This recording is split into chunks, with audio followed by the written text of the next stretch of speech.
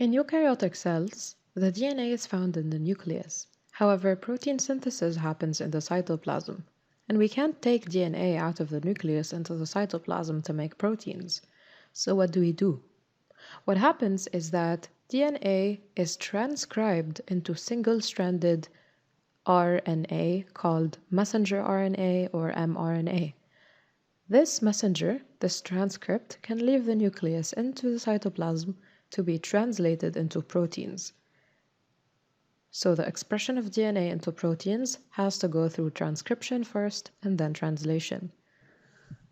To go from genome to proteome, we must pass through mRNA. The genome is the complete set of genes in a cell, including mitochondrial and chloroplast genes, and the proteome is the full range of proteins that is produced by the genome. So, we will start with the structure of RNA.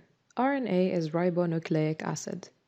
It is a polymer made of repeating subunits of mononucleotides. It is a single strand, and it is made of the pentose sugar ribose, an organic base including adenine, guanine, cytosine, and uracil, and it has a phosphate group. This is what makes up the RNA. There are 3 types of RNA: the mRNA, tRNA, and rRNA.